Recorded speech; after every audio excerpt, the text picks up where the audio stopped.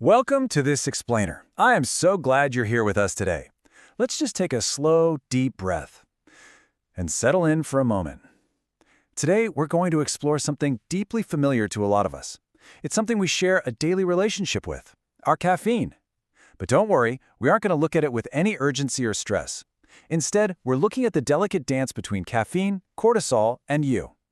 We'll be using these slides to help visualize those quiet, unseen rhythms of our bodies and how that daily cup actually interacts with them. So what really happens inside when we take that first sip? Picture your morning for a second. There's that subtle rhythmic hum of the coffee machine in the background. The comforting aroma just kind of fills the air, wrapping around you almost like a warm, familiar blanket. For so many of us, this little morning ritual is the absolute cornerstone of our day. It's a moment of peace, right? It feels safe. It feels like home. But beyond that beautiful sense of comfort, caffeine, the active compound in those beloved beverages of ours, works by gently nudging our body's natural rhythms. Let's look a little closer at how that gentle nudge actually happens. Okay, let's dive into this. Section 1. The adenosine disguise. To really understand caffeine's disguise, we have to zoom in to the microscopic level, specifically looking at adenosine. Now, if you're into sleep science at all, you know adenosine creates our body's sleep pressure. From the exact moment you wake up, it starts accumulating, binding to receptors, and gently building up that biological drive to rest. It's a completely vital, supportive mechanism for our circadian balance. Honestly, it's just our body's way of taking care of us. So, what happens when our morning coffee enters this really delicate system? Well, when caffeine steps in, it acts like a mild disguise. It doesn't actually erase our fatigue, rather it temporarily blocks those adenosine receptors in the brain. The adenosine is still right there, but the caffeine just sort of puts a mask over the receptors. This is exactly what makes us feel more alert and awake. It's simply postponing that natural signal of fatigue, giving us a nice little window of heightened alertness. Now, what's really interesting about this next part is how we zoom out. Section 2, the cortisol dance. Zooming out to our macro rhythms, we have to look at cortisol. We so often view it strictly through the lens of stress, right? But it's actually our body's essential internal alarm clock. This is known as the cortisol awakening response. It's a beautiful, vital surge that drives our natural wakefulness cycle and helps us actually engage with the world each day. It is definitely not an enemy to be feared, but a vital guide that naturally orchestrates our mornings. Let's quietly trace this natural curve together. In the early morning, our cortisol levels rise gently, helping us feel alert and ready. Then, during the daytime, this wakefulness is naturally sustained for us. And just notice the evening approach here. The levels peacefully decline, softening to prepare us for rest. It's really a beautiful, intricate dance designed to guide us seamlessly through our days and nights. Let's just take a moment to appreciate how perfectly the body guides itself when it's left to its own rhythms. Let's move along and see how this builds. Section 3, the subtle shift. When we consistently introduce caffeine, particularly first thing in the morning, research suggests it can influence this very delicate cortisol rhythm. But it doesn't usually cause some massive, dramatic shock to the system. Instead, it acts as a gentle, persistent nudge. Day after day, chronic morning caffeine consumption begins to quietly reshape our internal cues. It's a very slow reshaping of how our body perceives and responds to its own natural rhythms. And this brilliantly illustrates the subtle shift we're talking about. When we compare these two states side by side, it becomes super clear. On the left, the natural wakefulness cycle gently rises and falls. But on the right, notice how the caffeine-influenced cycle alters that baseline. That morning spike is amplified, and the peaceful evening decline gets shifted. It might feel highly productive at first, for sure, but our underlying rhythm is fundamentally altered, shifting the baseline of exactly how we experience our energy and our rest. Over time, you see, this altered cycle can create a subtle, ongoing state of heightened alertness. It's kind of that feeling of running just a little bit faster than our natural baseline. Gradually, this shift might leave us feeling, as the research so beautifully captures it, a little more wired and a little less grounded. And again, this is absolutely not something to judge ourselves for. There's no right or wrong here. It's simply something to observe within ourselves with care and a bit of curiosity. Are we moving with our natural rhythm, or are we artificially sustaining a higher pitch? Which brings us to a quiet space for reflection as we close out today's explainer. Are we feeling wired or naturally grounded? I invite you to just sit with this question for a moment. Tomorrow morning, when you hear that familiar hum of the coffee machine, maybe listen to your own body's rhythms. Just notice how you feel before and after that cup. Thank you so much for taking this time to pause, to breathe, and to learn with me today. Until next time, take wonderful care of yourselves. Welcome back to part 2 of our explainer. Today, we're taking a moment to just slow down. We're stepping away from the daily rush to explore the fascinating biological journey of our nightly rest. Take a deep, grounding breath with me. Settle in. Today, we're continuing our beautifully complex topic, the symphony and the hum. Specifically, we'll be exploring caffeine's subtle shadow on our restorative sleep. Let's dive into this peaceful yet profound exploration together. The intricate architecture of our sleep is a marvel, a carefully orchestrated symphony of stages. Let's just let that sink in for a second. Sleep isn't just an off switch at the end of the day. It is an active, marvelously structured process. Let's reframe how we think about our nights. It's not just a biological necessity. It's a carefully orchestrated symphony happening inside you every single night. Section 1. The Symphony of Sleep. Understanding our natural rhythms and stages. Before we can understand how anything might cast a shadow over our rest, we need to look at how our bodies naturally cycle through these restorative states. First, there's non-REM, which includes our deep sleep. This is where profound physical restoration and cellular repair literally take place. Then we have REM sleep. This is the stage where our dreams unfold and where our minds do the heavy lifting of processing our emotions and the memories of our day. Both are absolutely vital. They flow together like gentle waves, creating that complete nightly symphony. Section 2. Power of Deep Sleep, Cellular Repair, and Clearing the Mind. We really need to pause here for a moment and cultivate a sense of reverence for the profound physical restoration that happens during this specific phase. Deep sleep is the critical stage where your body truly recharges and your brain clears away accumulated metabolic byproducts. Just think about that. During your waking hours, your brain is working incredibly hard, and just like any engine, it produces byproducts. Deep sleep is essentially the miraculous cellular reality where your brain cleans itself. It washes away the day's biological debris, so you can wake up truly revitalized. Section 3. Caffeine's long shadow, the gentle veil that lingers. So when we consume a caffeinated drink, we feel those conscious stimulating effects almost immediately, right? It wakes us up. But hours later, while the gentle veil of that caffeine dissipates from our conscious awareness, physiologically, it actually remains in our system.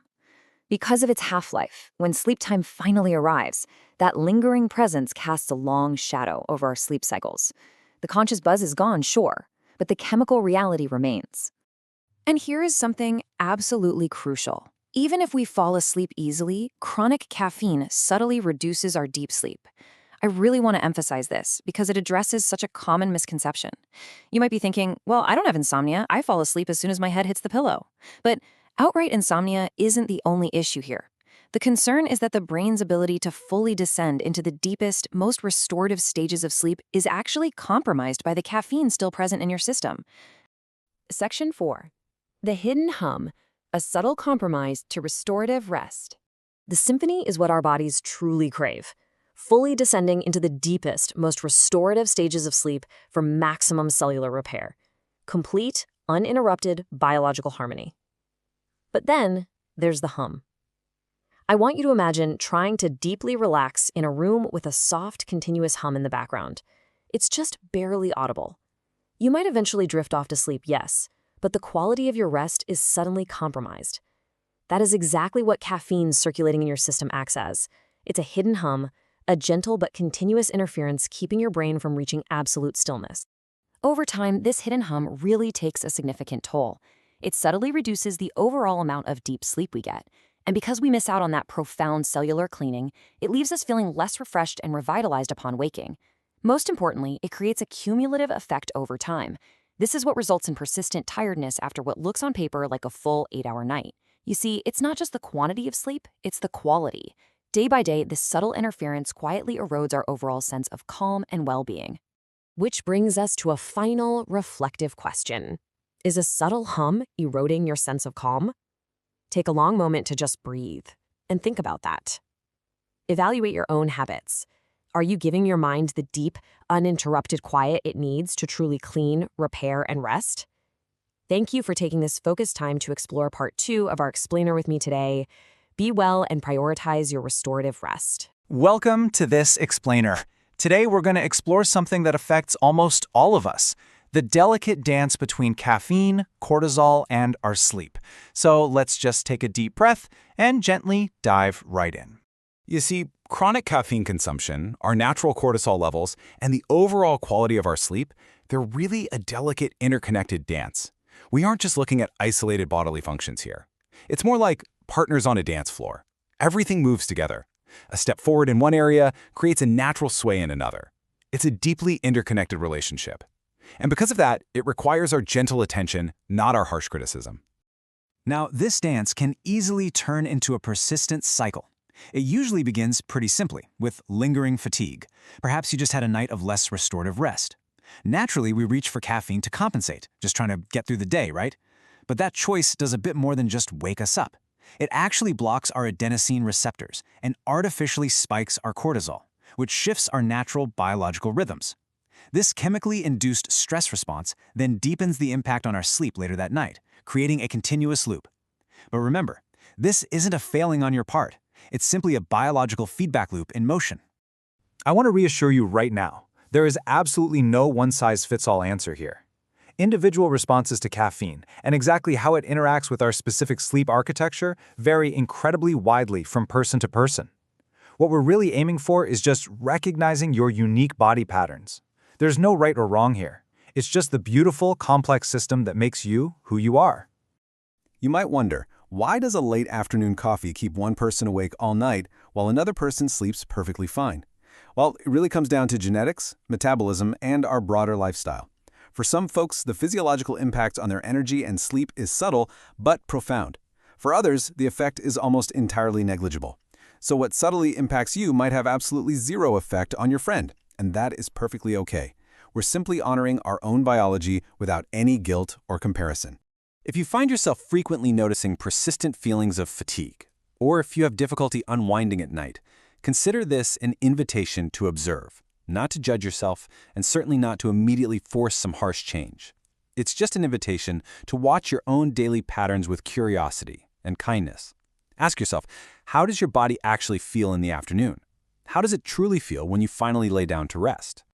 One thing you might consider is a gentle experiment. Something like a caffeine curfew, maybe 6 to 8 hours before your target bedtime. Now, this isn't some rigid, absolute law that you must follow perfectly. It's really just an exploration of timing and amount, a simple, gentle adjustment to see exactly how your body responds when given a little more breathing room before the day ends. Because, you see, a curfew isn't about deprivation at all. It's simply about allowing your body the necessary biological time it needs to naturally clear the stimulant from your system.